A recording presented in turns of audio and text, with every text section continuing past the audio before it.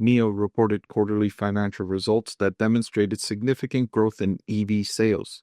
This comes as the EV industry overall is struggling to gain momentum and is facing stiff price competition. So in this video, I'm going to review NIO's latest figures and discuss what it means for NIO stock investors. I'll also share with you my proprietary discounted cash flow model for NIO stock, which calculates a fair value for this business. And finally, I'll update my buy, hold, or sell recommendation on this company so you'll know where I stand as far as my rating personally for this business. That's a lot to cover in a short video, so let's jump in after a brief message from my sponsor. I want to thank the Motley Fool for sponsoring this video. Visit fool.com/Parkev for the 10 best stocks to buy now. All right, so NIO reported vehicle deliveries of over 72,000 in the second quarter of 2025. That was an increase of 25.6% from the same quarter last year. These deliveries consisted of 47,000 vehicles from the company's premium smart electric vehicle brand, NIO, and then 17,000 vehicles from the company's family-oriented brand, Onvo, and 7,800 vehicles from the company's small, smart, high-end electrical car brand, Firefly. So it operates three brands under one umbrella, and the Onvo and Firefly brand are the newest incorporates, and they've only been, especially the Firefly brand has only been out for a few months, and the Onvo brand has not been out for that much longer. So these newer brands, the Onvo and Firefly, are lower priced models, and lower priced EVs are the ones that are doing well. In the United States, EV sales are not doing well, mostly because the price tags are more expensive than their internal combustion engine counterparts. And in the United States, they're also a lot more inconvenient compared to internal combustion engine vehicles for most folks. For a small percentage of people, electric vehicles do add more convenience, but for the vast majority of the population, electric vehicles are incredibly more inconvenient and they cost more. And so they failed to penetrate significant market share in the United States. It's less than 10% of overall sales. But in China, EV sales as a percentage of overall sales are doing much, much better, and the market is growing a lot faster, primarily because companies can produce lower priced models and primarily because they're not so inconvenient. In China, there are a lot more charging stations, and there's brands like NIO that offers battery swap technology, which makes it more convenient. You don't have to spend so much time waiting to charge. And so there are several factors that are creating a robust environment for electric vehicles in China, whereas in the rest of the world, they're not gaining as quickly. So despite the fact that overall vehicle deliveries increased by 25%, actual vehicle sales only increased by 2.9%. And the reason for the much smaller decrease in sales is because the lower priced brands, Onvo and Firefly, lowered the average revenue per vehicle sale. And so even though deliveries are increasing, the average revenue per vehicle is decreasing considerably. And then on top of that, you've got the price wars going on in China and in other parts of the world where electric vehicle companies are slashing prices to increase market share. These companies built manufacturing facilities that are capable of producing significantly more vehicles than they're selling. And so nearly every electric vehicle company is plagued with too much capacity. They have availability to produce too many vehicles, whereas the market demand for these vehicles is nowhere near those levels. And so they're all trying to slash prices so that they can increase their output, because then that lowers their cost per unit sold. And it also creates opportunities down the line to generate revenue from services and other categories and withhold those revenues from your rivals. NIO's vehicle margin came in at 10.3% in Q2. That was down from 12.2% in the same quarter last year.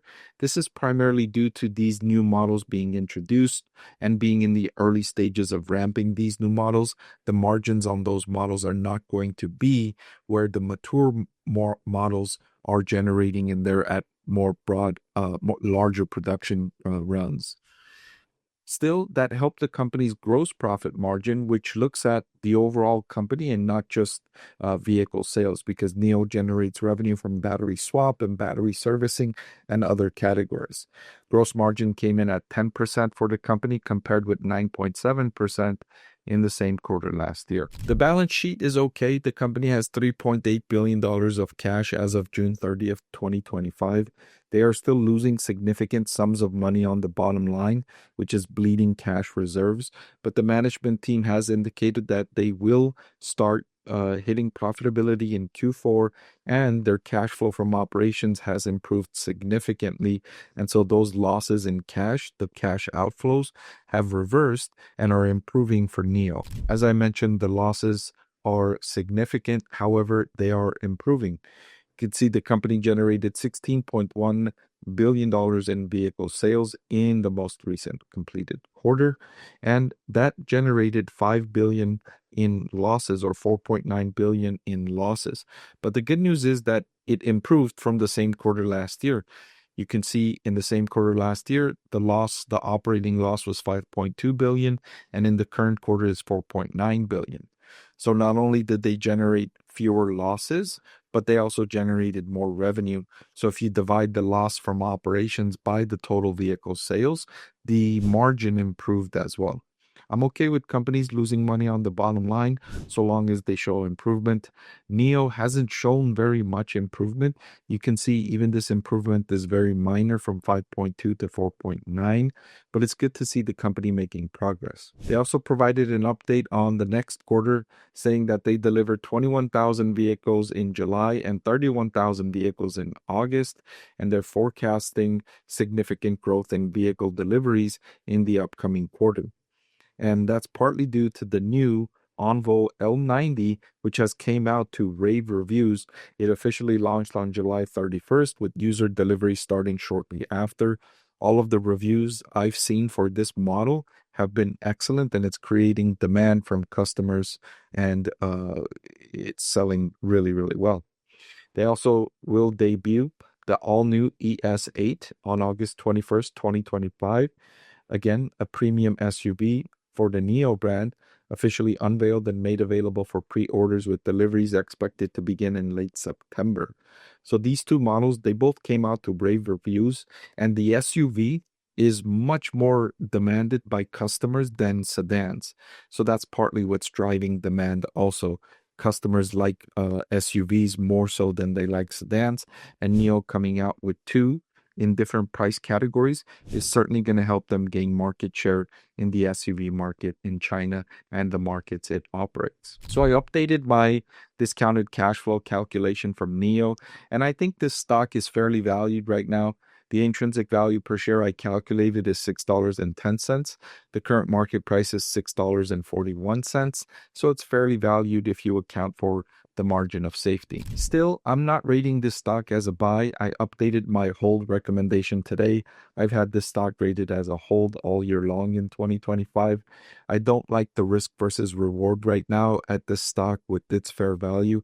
I would look for the valuation to be significantly more undervalued before I upgrade this stock to a buy, or I'm going to wait for this company to make more progress in developing its brands and developing the margins and scale before I can upgrade to a buy. But NIO is making good progress, and the recent model launches are showing great signs of improvement. Hey everyone, so many of you have been asking about my investing strategy, and I'm excited to announce that I've written a book that's available for sale now that describes my 6-step investing framework for evaluating stocks. I've added the link in the description below.